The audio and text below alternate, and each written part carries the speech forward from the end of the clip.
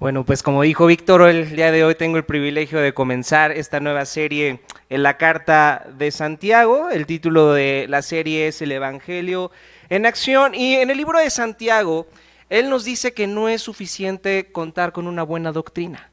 Contar con una buena doctrina no es suficiente si esto solamente es un concepto que vive en nuestras mentes. Un concepto que sabemos recitar de memoria, pero que no sabemos cómo bajar de nuestra mente a nuestro corazón, que podemos explicárselo a otras personas, pero esto no tiene ninguna implicación en cómo enfrentamos los problemas, en cómo servimos y somos de bendición para otras personas. De eso nos habla Santiago, de cómo realmente nuestra fe, todo nuestro conocimiento teológico, todo nuestro conocimiento acerca del Evangelio puede ser llevado a la acción en nuestra vida. Y Santiago nos da muchos ejemplos prácticos de cómo llevar nuestra fe a nuestra vida en diferentes aspectos. Acerca de eso estaremos reflexionando las siguientes semanas. Hoy vamos a reflexionar en el capítulo 1 de Santiago. Les voy a pedir que puedan tener sus Biblias abiertas en Santiago capítulo 1 y la lectura es del versículo 1 al versículo 18. Santiago 1, versículos 1 al 18. Dice así la palabra del Señor. Yo, Santiago, esclavo de Dios y del Señor Jesucristo, escribo esta carta a las 12 tribus, los creyentes judíos que están dispersos por el mundo. Reciban mis saludos. Amados hermanos, cuando tengan que enfrentar cualquier tipo de problemas, considérenlo como un tiempo para alegrarse mucho, porque ustedes saben que siempre que se pone a prueba la fe, la constancia tiene una oportunidad para desarrollarse. Así que dejen que crezca, pues una vez que su constancia se haya desarrollado plenamente, serán perfectos y completos y no les faltará nada. Si necesitan sabiduría, pídensela a nuestro generoso Dios y Él se las dará. No los reprenderá por pedirla. Cuando se la pidan, asegúrense de que su fe sea solamente en Dios y no duden, porque una persona que duda tiene la lealtad dividida y es tan inestable como una ola del mar que el viento arrastra y empuja de un lado a otro. Esas personas no deberían esperar nada del Señor. Su lealtad está dividida entre Dios y el mundo y son inestables en todo lo que hacen. Los creyentes que son pobres pueden estar orgullosos porque Dios los ha honrado, y los que son ricos deberían estar orgullosos de que Dios los ha humillado. Se marchitarán como una pequeña flor del campo. Cuando el sol calienta mucho y se seca el pasto, la flor pierde su fuerza, cae y desaparece su belleza. De la misma manera se marchitarán los ricos junto con todos sus logros. Dios bendice a los que soportan con paciencia las pruebas y las tentaciones, porque después de superarlas recibirán la corona de vida que Dios ha prometido a quienes lo aman. Cuando sean tentados, acuérdense de no decir, Dios me está tentando. Dios nunca es tentado a hacer el mal y jamás tienta a nadie. La tentación viene de nuestros propios deseos, los cuales nos seducen y nos arrastran. De esos deseos nacen los actos pecaminosos y el pecado, cuando se deja crecer, da a luz la muerte. Así que no se dejen engañar, mis amados hermanos. Todo lo que es bueno y perfecto es un regalo que desciende de nosotros de parte de Dios nuestro Padre, quien creó todas las luces de los cielos. Él nunca cambia ni varía como una sombra en movimiento. Él, por su propia voluntad, nos hizo nacer de nuevo por medio de la palabra de verdad que nos dio, y de toda la creación nosotros llegamos a ser su valiosa posesión. Algo que me gusta mucho de esta carta de Santiago es que es muy franco, muy concreto, no nos da secretos, nos dice las cosas tal y como son. Parecería que no hay mucho que decir más allá de lo que ya ha dicho Santiago. Sin embargo, él nos está diciendo una verdad.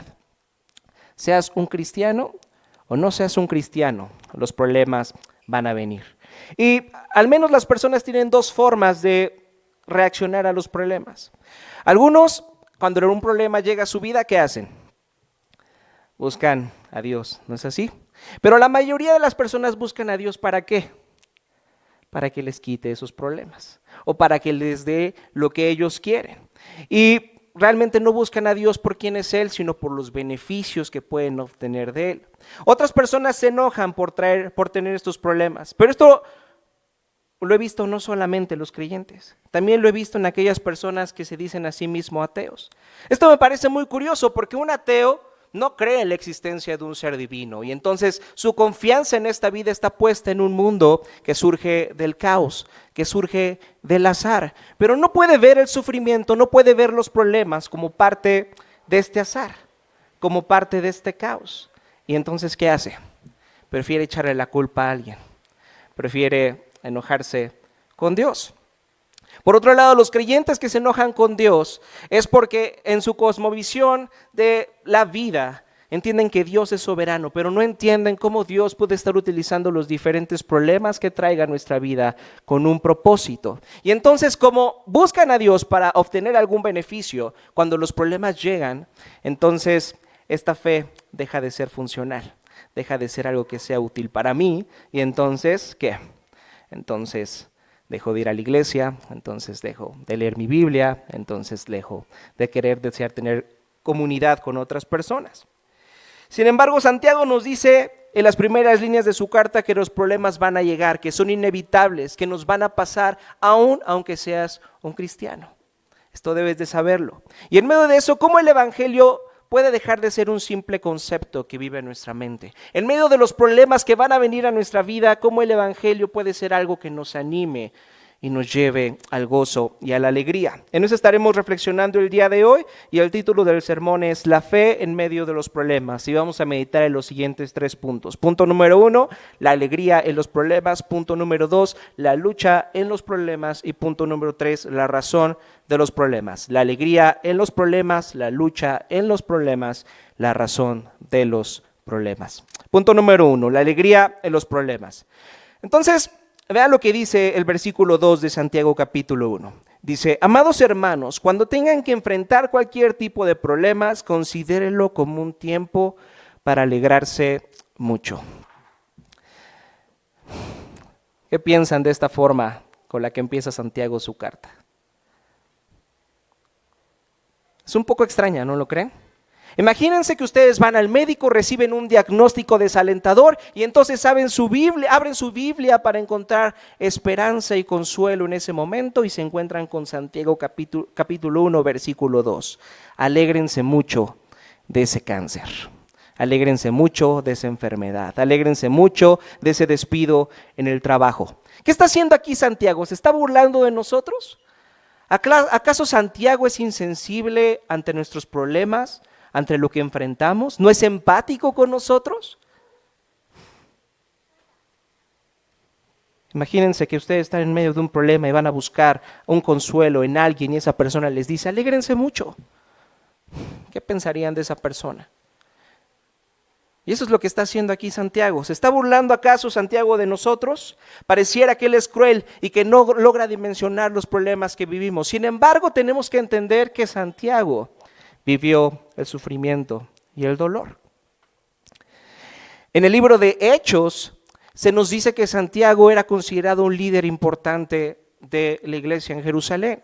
Y entonces él experimentó de primera mano la persecución que había de parte del pueblo judío hacia el cristianismo. Él experimentó de primera mano la muerte de Esteban. Eso lo pueden ver en Hechos capítulo 8. Inmediatamente ahí en el versículo 1 dice que Esteban fue asesinado. ¿Y después qué pasó? Empezaron a perseguir, empezaron a matar a los cristianos. De eso es consciente Santiago. Él mismo lo vivió de primera mano. Es alguien que ha experimentado el sufrimiento, es alguien que ha experimentado el dolor, y entonces tiene algo que decirnos al respecto. Él no se está burlando de nosotros. Él nos está invitando a observar, a mirar, a voltear nuestros ojos al mismo lugar donde Él puso su confianza y halló consuelo. Él quiere animarnos. Entonces, ¿a qué se refiere con que nos alegremos en medio de los problemas? Me gustaría antes que nada decirles a lo que no se refiere Santiago con que nos alegremos con los problemas. Primeramente, no se refiere a que disfrutemos los problemas por sí mismos. De nuevo el ejemplo, ¿no? Supongan que van a un médico, tal vez algunos de ustedes están en tratamientos médicos, están yendo a consultas con él, y entonces les avisa que tienen una enfermedad grave, que tienen un cáncer terminal. ¿Santiago está diciendo aquí que nos tenemos que alegrar de ese cáncer? No, un cáncer es un cáncer, y un cáncer debería de preocuparte, un cáncer debería de alertarte.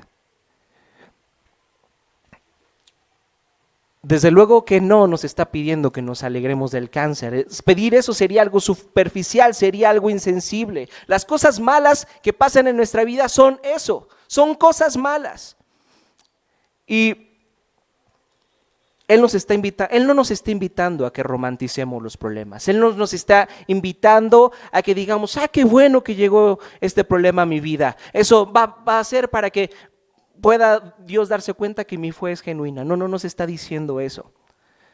La segunda cosa que no nos dice es que debamos buscar los problemas. Algunas personas se sienten superiores a los demás por poder soportar el sufrimiento. Utilizan los problemas que viven como una forma de obtener autovaloración y les hace sentir que merecen una recompensa.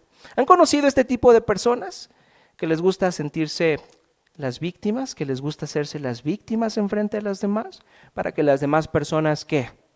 Les muestren cariño, les muestren amor y ellos puedan sentir que son aceptados? Bueno, pues eso no es a lo que se refiere Santiago, de eso no nos está hablando Santiago. Fíjense, lo que nos dice en el versículo 2 es que los problemas que llegan a nuestra vida están diseñados para poner a prueba una cosa. ¿Qué cosa? ¿Qué dice ahí el texto? ¿Qué es lo que está probando los problemas que llegan a nuestra vida? Nuestra fe. ¿Pero nuestra fe en qué? Nuestra fe en ti mismo, tu fe en la Virgen, tu fe en los horóscopos para ver con quién te vas a poder llevar bien en el trabajo, con quién te puedes casar. No se refiere a esa fe. ¿A nuestra fe en qué se refiere Santiago? A nuestra fe en Cristo. De lo que está hablando Santiago es de cómo los problemas están diseñados para que maduremos en la fe en Cristo, en lo que conocemos de Él, en su obra a nuestro favor y que profundicemos en el Evangelio y esto lo podamos llevar a la acción. Vea lo que dice ahora el versículo 3. Porque ustedes saben que siempre que se pone a prueba la fe, la constancia tiene una oportunidad para desarrollarse. Entonces aquí Santiago nos dice, cuando llegan los problemas, entonces estos problemas ponen a prueba su fe y entonces se desarrolla algo. ¿Qué se desarrolla? ¿Qué dice ahí Santiago capítulo 1? Se desarrolla la constancia. ¿Y qué es la constancia? La palabra griega que se traduce como constancia en esta versión de la Biblia es upomoné, que en otras partes de la Biblia, se traduce como perseverancia, firmeza o paciencia. Algo que tenemos que entender de la constancia, algo que tenemos que entender de esta palabra upomoné, es que es muy diferente a la resignación. Por ejemplo, algunos de ustedes que viajan constantemente en avión, ¿alguna vez han escuchado este mensaje de que su vuelo se ha atrasado?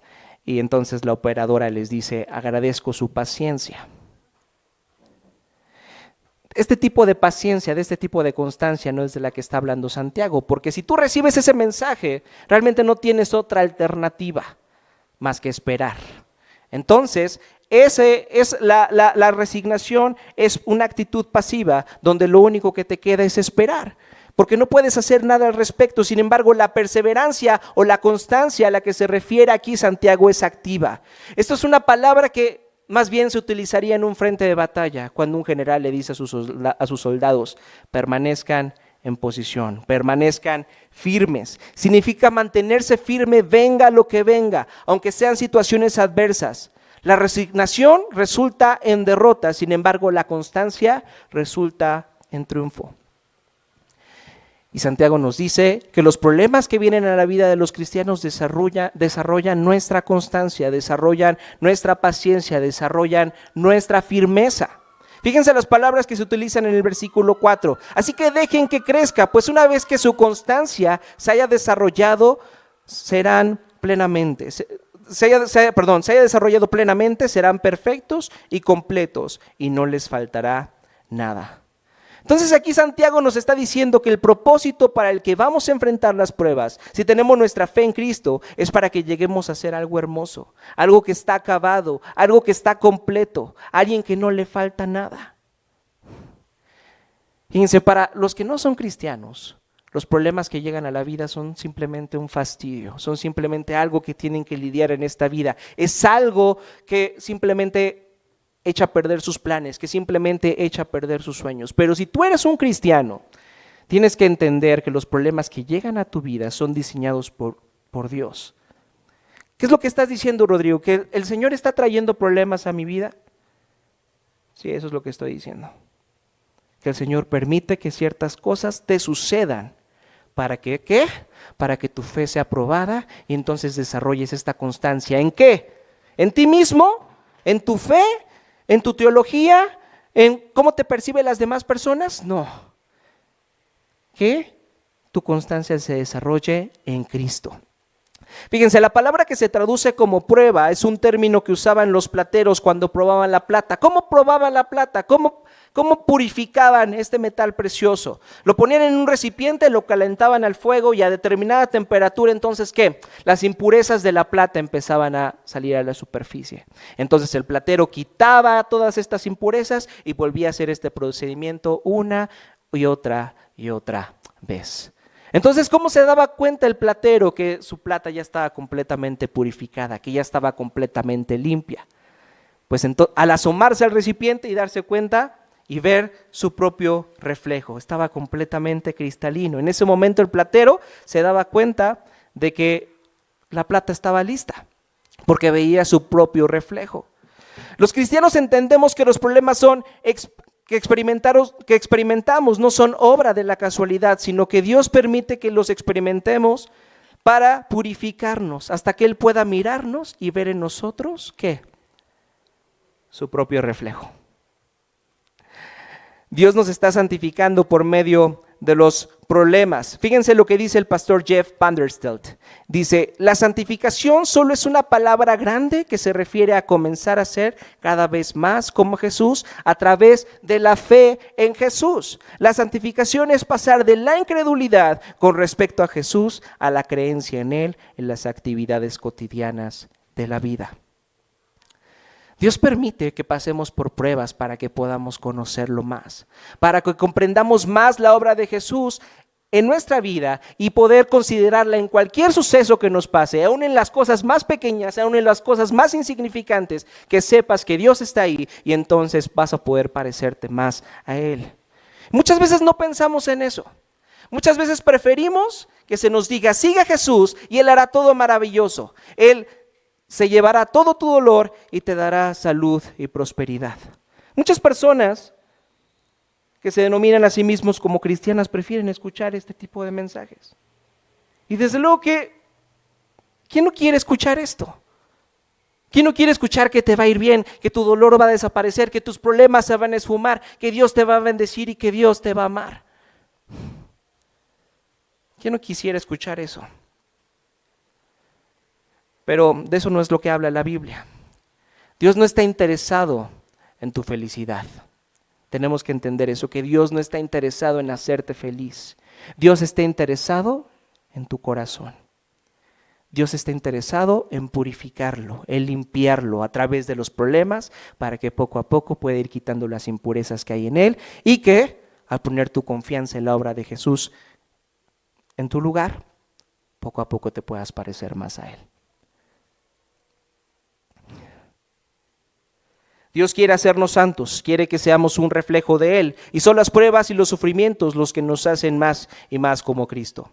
Los cristianos no somos masoquistas, no disfrutamos del dolor y del sufrimiento, pero sí podemos gozarnos en medio de las aflicciones porque sabemos que son un instrumento en las manos de Dios para moldear nuestro carácter y hacernos cada vez más semejante a nuestro Señor y Salvador Jesucristo. ¿Realmente les da alegría esto?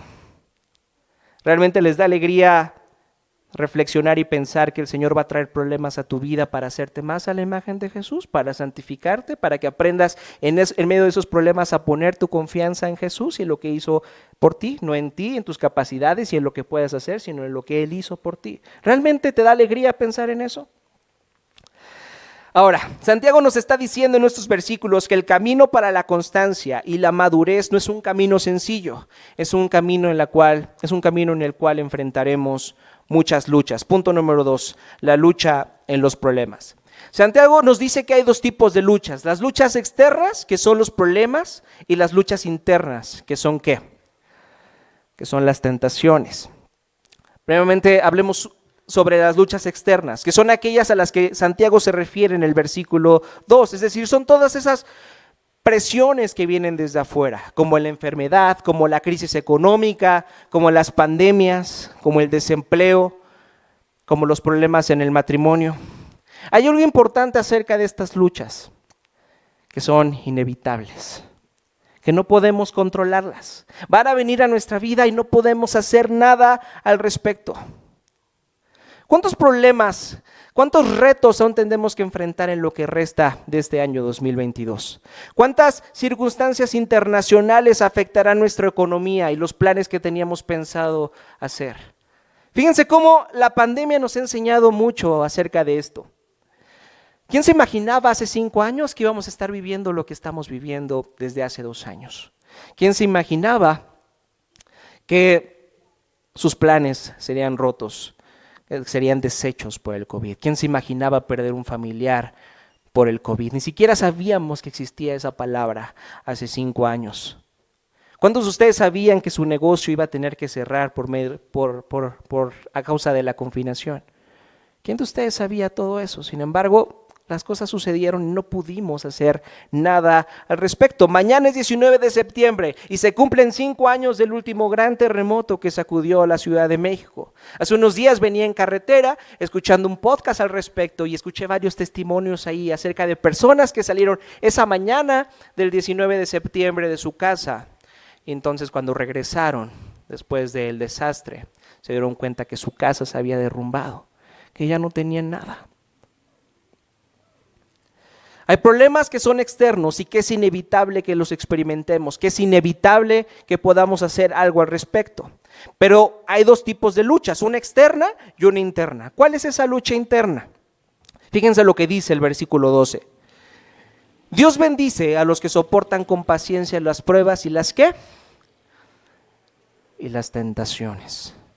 Entonces, mientras por un lado tenemos luchas externas como la 4T, como el PAN, como el COVID, como los terremotos, sobre las cuales no tenemos el control, por otro lado Santiago también nos habla de luchas que provienen de nuestro corazón, que son luchas internas.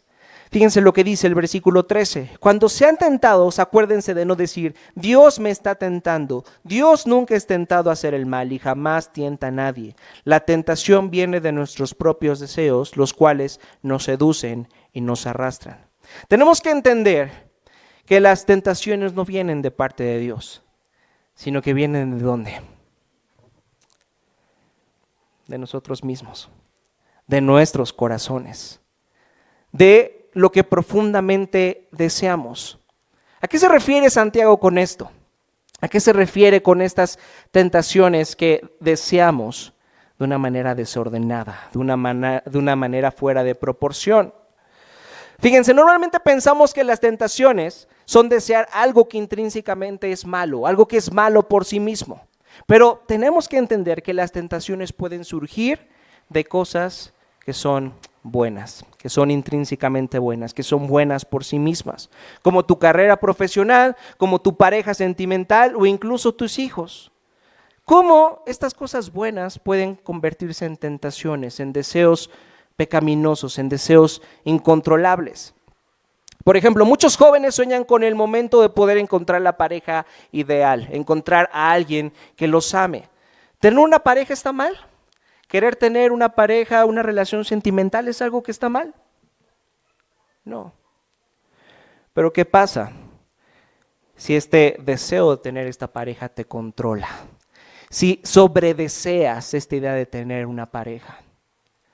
Entonces es muy probable que permitas cosas que normalmente no permitirías por miedo a perder a esa persona. Es muy probable que te vuelvas en una persona violenta, en una persona impaciente, si esa persona no hace lo que tú quieres y si hay la posibilidad de que esa relación se termine. Entonces, el tener una pareja, que es algo bueno, se ha vuelto en un deseo descontrolado que te gobierna, que te esclaviza. De la misma forma en la que Gollum fue consumido por el anillo. Esto es una referencia para los fans del Señor de los Anillos. Gollum era un hobbit, como Frodo. ¿Y cómo terminó siendo? ¿Terminó siendo qué? Una bestia consumida por su deseo de tener a su precioso, de tener a ese anillo. ¿Cuál es tu precioso? ¿Cuál es eso que te consume, que te puede llevar a perder incluso tu identidad? ¿Quién eres tú? Otro ejemplo puede ser buscar el reconocimiento de los demás. Si eso se vuelve el centro de tu vida, entonces intentarás por todos los medios aparentar que eres la persona que quieres que las demás personas vean que tú eres.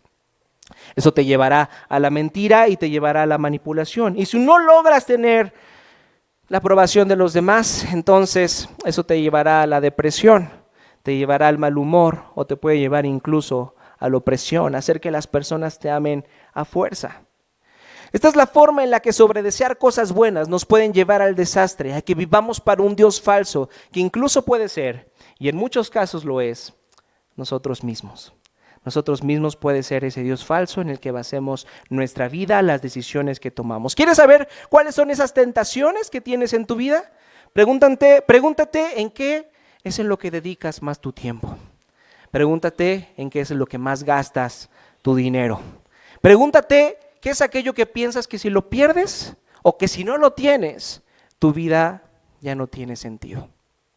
Ese algo es tu precioso, ese algo son las tentaciones que tienes en tu corazón. Y fíjense, las tentaciones sirven para algo bueno. Nos revelan aquellas cosas en nuestra vida que amamos más que a Dios, que pensamos que nos pueden brindar una mejor salvación que Dios. Estas tentaciones se han vuelto entonces en un Dios falso, se ha vuelto en un ídolo que ha creado nuestro corazón. Pero podemos autoengañarnos y pensar que podemos controlar nuestras tentaciones. Tal vez tú estás luchando con la pornografía y piensas que si vas a ver una serie en Netflix o en HBO donde hay desnudos implícitos, vas a poder lidiar con eso. Y cuando te das cuenta ya que estás de nuevo viendo pornografía. Tal vez tú tienes alguna tentación más bien tienes alguna adicción con alguna sustancia y piensas que una es ninguna. Y entonces, cuando te das cuenta, ya estás borracho o en medio de un pasón que te hace hacer cosas de las que probablemente en un futuro te arrepientas. Si subestimamos el pecado que hay en nuestros corazones, entonces, como dice Santiago, las tentaciones nos seducirán y nos arrastrarán, lo que da paso a la muerte. Vea lo que dice el versículo 15. De esos deseos que nacen en nuestro corazón, nacen los actos pecaminosos. Y el pecado, cuando se deja crecer, da a luz ¿la qué? La muerte. Entonces no debemos menospreciar los deseos desordenados de nuestro corazón. Debemos de conocerlos, debemos de identificarlos. Debemos de preguntarnos por qué esto es tan importante para mí. ¿Por qué me enoja tanto esto? Porque si no lo haces, entonces las consecuencias pueden ser graves para nosotros y también para las personas que están a nuestro alrededor. Y resulta que las personas que están a nuestro alrededor son las personas que más amamos. Si tú no estás consciente de tus tentaciones que viven en tu corazón, entonces es muy probable que vayas a lastimar y afectar a las personas que más amas. Entonces, punto número 1, la alegría y los problemas. Los problemas tienen un buen propósito ya que nos hacen a la imagen de Jesús. Punto número 2, la lucha en los problemas. En medio de nuestro caminar en la fe en Cristo experimentamos luchas internas y externas y es importante que seamos conscientes de eso. Finalmente, punto número 3, la razón de los problemas. Dice el versículo 5, si necesitan sabiduría, pídensela a nuestro generoso Dios y Él se las dará. No los reprenderá por pedirla. Fíjense, vivimos en medio de una sociedad que promueve la excelencia. Hay muchas personas excelentes en nuestra sociedad que realizan su trabajo y sus vocaciones con excelencia. Pero hay un problema de vivir en una sociedad como esta, que no sabemos cómo ser vulnerables. No sabemos cómo mostrar nuestra vulnerabilidad. No sabemos cómo ser honestos con nuestras debilidades y nuestras luchas y reconocer que necesitamos ayuda. Pensamos que nosotros mismos tenemos que hacernos cargo de nuestros problemas, que no necesitamos la ayuda de nadie más. Y así que cuando el sufrimiento viene a nuestras vidas, no sabemos cómo manejarlo. Pero cuando vemos el Evangelio, es decir, las buenas noticias de que hemos sido salvados, no gracias a nuestros méritos, sino a los méritos de Cristo, a su vida, a su muerte, a su resurrección y a su ascensión, todo eso nos dice que el primer paso para acercarnos al Evangelio es reconocer que necesitamos ayuda, que necesitamos que alguien nos salve. Y esta idea no les gusta a muchas personas. A ninguna persona le gusta que le digan que es estúpida, que comete errores y que necesita ayuda. La prueba de esto es, ¿cuándo fue la última vez que hablaste con tu pareja? ¿Cómo te fue? ¿Acaso tu pareja te dijo, muchas gracias por hacerme que me dé cuenta de este error? Voy a poner más atención en eso. Perdóname por esto que hice, te amo. ¿Así reaccionó su pareja la última vez que hablaron con ella acerca de un tema difícil? No. La verdad es que no es así. La verdad es que no nos gusta que nos digan nuestros errores. No nos gusta que nos digan que estamos mal y que necesitamos ayuda. Sin embargo, aquí Santiago nos está diciendo que no tenemos sabiduría y que entonces necesitamos de ayuda divina para conseguirla. Como vamos a experimentar problemas, necesitamos sabiduría en medio de ellos. Así que podemos pedirle al Señor y Él nos la dará en medio de la prueba. ¿Pero qué es la sabiduría? Muchas personas piensan que la sabiduría es igual a la inteligencia, pero no es así. Una persona puede ser muy inteligente, pero puede que le falte sabiduría. Cuando estudié mi carrera ahí en la Facultad de Ingeniería, tuve la oportunidad de conocer personas brillantes, muy inteligentes, que yo sabía que estaban fuera de mi alcance. Yo sabía que era un simple mortal y que ellos eran unos genios. Sin embargo, unos años después, cuando terminé la carrera y todos salimos en busca de trabajo, me di cuenta que tenían mejores posiciones de trabajo aquellos que eran buenos ¿con qué? Con las relaciones personales, aquellos que eran buenos hablando con otras personas y que aquellos cerebritos, al no tener esa característica, al no tener la sabiduría para relacionarse con otras personas, que entonces tenían peores trabajos que los que no eran tan inteligentes. Fíjense lo que dice el pastor Tim Keller acerca de la sabiduría. Dice, la sabiduría es saber qué hacer en el 80% de las situaciones de la vida en las que las reglas morales no brindan respuestas claras. ¿Están de acuerdo con esto? En que a veces las reglas morales que tenemos, la ley, no nos deja muy claro qué es la forma en la que tenemos que actuar en diferentes circunstancias. Entonces, ¿qué nos queda ahí? ¿Qué es lo que dice el pastor Keller que nos queda ahí? ¿Qué es lo que dice Santiago que nos queda ahí? Pedir por sabiduría, solicitar sabiduría. Por ejemplo, la ley de Dios nos dice que está mal mentir. Sin embargo, la sabiduría nos permite identificar cuándo la mentira puede llegar a ser algo necesario. ¿Tenemos ejemplos de esto en la Biblia? Cuando la mentira se ha vuelto algo necesario. ¿Qué tal cuando los espías en Josué capítulo 2 fueron a casa de la prostituta Rahab? Entonces ella los escondió. Si Rahab en ese momento hubiera dicho, oye, pero la mentira es pecado, la mentira está mal, yo los tengo que entregar. Entonces los espías hubieran sido entregados y el propósito de la conquista de la tierra prometida no se hubiera realizado. La sabiduría tiene un propósito más profundo, no es solamente blanco o negro, hay matices que debemos aprender a identificar y podemos pedirle a Dios que nos dé sabiduría en medio de cualquier situación. Y Él está dispuesta a ¿qué? Él está dispuesta a otorgarla. Esa es la buena noticia, que si tú pides sabiduría, Él quiere darte sabiduría. ¿Cuándo fue la última vez que pediste por sabiduría? No estamos acostumbrados a pedir ese tipo de cosas. Estamos acostumbrados a pedir lo mismo que piden los no cristianos. Señor, dame salud. Señor, dame una pareja. Señor, quítame este problema. Señor, que me vaya bien en el trabajo. Señor, dame trabajo. Eso lo piden también los no cristianos. ¿Cuándo fue la última vez que le pediste sabiduría al Señor acerca de cómo actuar en las diferentes circunstancias que atraviesas en tu vida? Necesitamos hacer oraciones mucho más sinceras y de eso nos está hablando Santiago.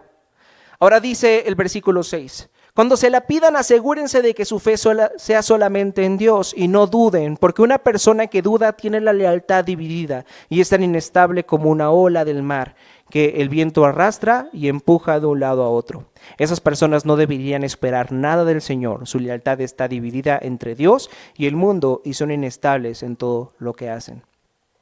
¿Acaso Santiago está aquí satanizando la duda? ¿Acaso Santiago lo que nos está diciendo aquí que es que está mal decir que a veces no comprendemos algunos temas? ¿Que está mal aceptar que no todo el tiempo entendemos todo lo que tiene que ver acerca de Dios y su carácter? Eso es lo que está diciendo Santiago. No es así. Aquí la duda, en el sentido en que Santiago la está usando, no tiene nada que ver con las dudas teológicas que tengamos, a la comprensión que tengamos del por qué Dios permite ciertas cosas. Fíjense, la duda no siempre es sinónimo de incredulidad.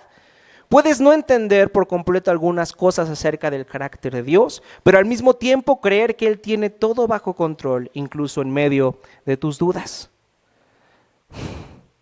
Si Santiago nos estuviera diciendo aquí que dudar en algunas cosas o no tener claro algunas cosas está mal, entonces todos estaríamos mal. Porque ¿quién puede decir aquí que entiende por completo el concepto de la Trinidad? Yo no. Tengo algunas ideas, tengo algunos conceptos, pero no comprendo la idea de que Dios sea tres personas, un Padre, un Hijo y un Espíritu Santo. Y si tú crees que lo entiendes, entonces probablemente no lo entiendas. Pero aun aunque no comprenda yo acerca de la Trinidad, puedo confiar en que el Señor es soberano y está en control de las diferentes circunstancias de la vida. Entonces aquí la duda de la que está hablando Santiago no tiene que ver con esas dudas teológicas con las que tenemos. Es bueno aceptar que no comprendemos todo el tiempo. Es bueno reconocer que tenemos dudas. Pero lo que está mal y de lo que está hablando aquí Santiago es de la incredulidad, en olvidar que Dios es soberano y está en control de todo lo que pasa en nuestras vidas. Si tú no recuerdas eso, entonces serás como el ejemplo que nos da Santiago, serás como una ola del mar que es arrastrada por el viento. Estarás indeciso en si confiar en Dios o no. ¿Confiarás en Dios? ¿Cuándo? Cuando Él te da lo que tú quieres, cuando todo en la vida sea como tú esperabas. Pero en el momento en el que Él te diga que no a algo, entonces, ¿qué? Intentarás buscar salvación en algo o en alguien más de este mundo. Por eso ahí Santiago hace ese pequeño paréntesis hablando acerca de los pobres y de los ricos. Como que no se entiende por qué ahí de repente saca Santiago el tema de los pobres y de los ricos. ¿Por qué? Porque cuando tu confianza en Dios se ha ido, cuando te dices que confías en el Señor, pero realmente estás confiando en las situaciones, en lo que pasa a tu alrededor, entonces ¿qué te queda? Te queda abrazarte de algo o de alguien más. Y aquí las riquezas o el dinero puede ser cualquier otra cosa en lo que tú reconozcas como tu Salvador, que tú crees que puede ser un mejor Salvador que Dios. Entonces, si tú oras así, si tú en medio de las circunstancias no confías que el Señor es suficiente, entonces serás como una ola del mar, yendo de aquí para allá. No serás una persona constante, no serás una persona que sabrá tomar decisiones.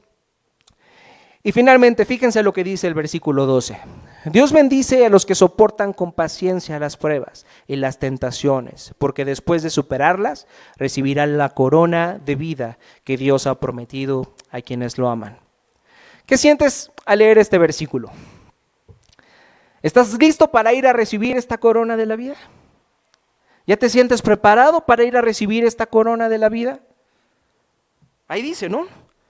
Las personas que soportan con paciencia las pruebas y las tentaciones pueden ir y recibir esta corona. ¿Ya estás listo para recibir esta corona esta mañana? Yo no. Yo no estoy listo para recibirla, o al menos no todo el tiempo. Créanme, en verdad intento obedecer a Dios, intento que Dios sea el primer amor en mi vida. Sin embargo, mientras las cosas en el día pasan, van sucediendo, me doy cuenta que no amo a Dios de manera correcta, que muchas veces pongo mi confianza en algo o en alguien más, que no amo a las otras personas como a mí mismo, sino que egoístamente las utilizo para obtener lo que quiero. Eso me pasa a mí, no sé lo que les pasa a ustedes, pero si eres un cristiano, sabes que al igual que yo, has fallado, sabes que al igual que a mí te ha faltado sabiduría, que somos incrédulos en diferentes áreas de nuestra vida en las que hemos decidido no confiar en Dios, no descansar en Él y en su amor. Y entonces, ¿qué nos queda? Parece que esa corona de la vida es algo imposible que podamos obtener. ¿Qué nos queda? Nos queda lo que dice Romanos capítulo 6, versículo 23. Me gustaría que abrieran sus Biblias en Romanos capítulo 6, versículo 23. Y este versículo es muy consistente en decirnos acerca de quiénes somos nosotros, y también es muy consistente en decirnos acerca de lo que ha logrado Cristo en su obra a favor de nosotros. Fíjense lo que dice el versículo 23. Pues la paga que deja el pecado es la muerte, pero el regalo que Dios da es la vida eterna por medio de ¿quién? De Cristo Jesús, nuestro Señor. La corona de la vida a la que se refiere el versículo 12 es un ejemplo de un trofeo que se recibe después de haber ganado una carrera. El trofeo de la vida eterna. Sin embargo, Pablo nos recuerda que lo único que merecemos en esta vida es la muerte. Que no podemos ganar esa corona por nosotros mismos. Sin embargo, es gracias a que Cristo vivió la vida que yo no puedo vivir. Gracias a que Cristo sufrió la muerte que yo merecía, es que ahora puedo recibir esa corona. El regalo que Dios da es la vida eterna por medio de Cristo Jesús, nuestro Señor. Un cristiano no es aquel que soporta las pruebas y las tentaciones para ganar la corona de la vida. Un cristiano es aquel que soporta las pruebas y las tentaciones porque ya ha ganado esa corona de vida. Cristo ha ganado esa corona de vida por nosotros. Y ahora podemos soportar las pruebas y las tentaciones ya no como un esclavo, sino como un hijo. El esclavo no puede fallar, porque si falla, entonces ¿qué? Su dueño, su señor, lo va a reprender. Sin embargo, un hijo puede fallar. Tú y yo vamos a fallar. Aunque más nos esforcemos, aunque más lo intentemos, vamos a fallar. Pero por eso murió Jesús. Por eso murió Jesús, para que tú y yo podamos hallar perdón y podamos obtener esa corona de la vida a pesar de nuestras fallas, a pesar de nuestras derrotas. Tú y yo vamos a fallar aunque hagamos nuestro mejor intento, pero en medio de nuestro fracaso, Cristo es nuestra única alegría y Cristo es nuestro único consuelo. Meditemos en eso, vamos a orar. Padre, te damos gracias esta hermosa mañana, con lluvia, con frío, Señor, en la que podemos comenzar esta serie de sermones en Santiago, Señor. Ayúdanos, Padre, para que nuestra fe, para que nuestro conocimiento acerca del Evangelio no sea simplemente un concepto que sepamos recitar de memoria o que sepamos enseñar a los demás, sino que sea una realidad para nuestras vidas y para nuestros corazones. Padre, que en medio de los problemas que vengan a nuestra vida podamos darnos cuenta cómo tú nos estás tratando como un metal precioso en el cual que estás quitando esas impurezas.